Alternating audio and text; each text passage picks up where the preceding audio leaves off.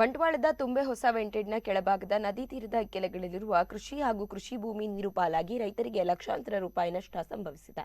ತುಂಬೆ ಗ್ರಾಮ ಪಂಚಾಯತ್ ವ್ಯಾಪ್ತಿಯಲ್ಲಿ ಬರುವ ಮಂಗಳೂರು ಮಹಾನಗರ ಪಾಲಿಕೆಗೆ ನೀರು ಸರಬರಾಜು ಮಾಡುವ ತುಂಬೆ ವೆಂಟೆಡ್ ಡ್ಯಾಂನಿಂದ ಹೊರಕ್ಕೆ ಚೆಲ್ಲುವ ನೀರಿನ ರಭಸಕ್ಕೆ ಕೆಳಭಾಗದಲ್ಲಿ ನೇತ್ರಾವತಿ ನದಿ ತೀರದ ಎರಡೂ ಬದಿಯ ಕೃಷಿ ಭೂಮಿಗಳು ಕೊರತೆಯಿಂದ ನದಿ ಪಾಲಾಗಿವೆ. ಸುಮಾರು 8 ಕುಟುಂಬಗಳ ಅಂದಾಜು 50 ಸೆನ್ಸ್ ಜಮೀನು ನೀರಿನ ರಭಸಕ್ಕೆ ಕೊರೆದು ಜರಿದು ಬಿದ್ದಿದೆ.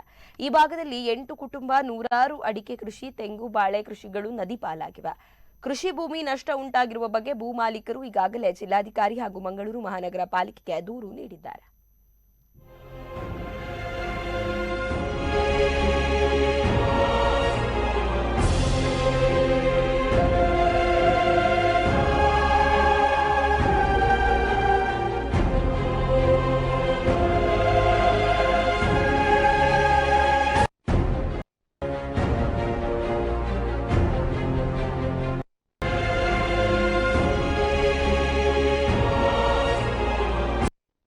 ನಾವು ಈ ತಾಯಿ ನೇತ್ರಾವತಿ ನದಿಗೆ ಹಾರಿ ನಮ್ಮ ಪ್ರಾಣ ಕಳ್ಕೊಳ್ತೇವೆ ಅಂತ ಹೇಳುವಾಗ ನಮ್ಮ ಕಣ್ಣಲ್ಲಿ ದುಃಖ ಬರ್ತದೆ, ನೀರು ಬರ್ತದೆ, ದುಃಖ ಆಗ್ತದೆ, ನಮಗೆ ಬೇಸರ ಆಗ್ತದೆ. ಹೀಗಿರುವಾಗ ನಾವು ಯಾವುದೇ ಯೋಜನೆಗಳನ್ನು ಮಾಡುತ್ತಿರುವಾಗ ಜನರಿಗೆ ಆಗದಾಗಿ ಇವತ್ತು ಮಂಗಳೂರು ಮಹಾನಗರ ಪಾಲಿಕೆಯವರು ತುಂಬ ಸಂತೋಷದಲ್ಲಿ ನೀರನ್ನು ಕುಡಿಯುತ್ತಾರೆ.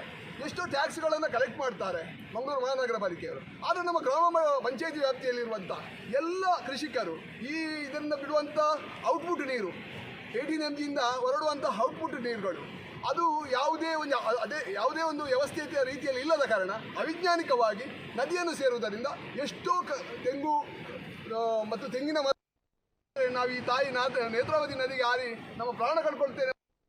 ನಾವು ಈ ತಾಯಿ ನೇತ್ರಾವತಿ ನದಿಗೆ ಹಾರಿ ನಮ್ಮ ಪ್ರಾಣ ಅಣ್ಣ ತಮ್ಮಂದಿರು 5 ಜನರದ್ದು 250 ಅಡಕೆ ಗಿಡ, 250 ಬಾಳೆ ಗಿಡ, ಮತ್ತೊಂದು ಸಾಧಾರಣವಾಗಿ ಇದು 60 ತೆಂಗಿನ ಮರ ನೀರು ಪಾಲಾಗಿದೆ.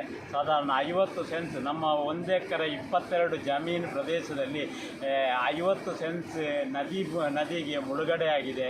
ಮತ್ತು ಮಳೆಗಾಲದಲ್ಲಿ ಈ ಪ್ರದೇಶಕ್ಕೆ ಬರುವುದಂದರೆ ನಮ್ಮ ಜೀವವನ್ನು ಕೈಯಲ್ಲಿಟ್ಟುಕೊಂಡು ಬರಬೇಕು, ಬದುಕುವ ವ್ಯವಸ್ಥೆ ಇಲ್ಲ. ಆ ರೀತಿಯಾಗಿ ಅನುಭವ ಆಗ್ತದೆ. ನಮ್ಮ ದುರದೃಷ್ಟ ಅಂದರೆ ನಮ್ಮದು ಗ್ರಾಮ ವಾಸ್ತವ್ಯ ಗ್ರಾಮ ಕಳ್ಳಿಗೆ ಆಗಿದ್ದು ನಮ್ಮ ಈ ಜಾಗ ತುಂಬೆ ಗ್ರಾಮದಲ್ಲಿದೆ. ನಮ್ಮ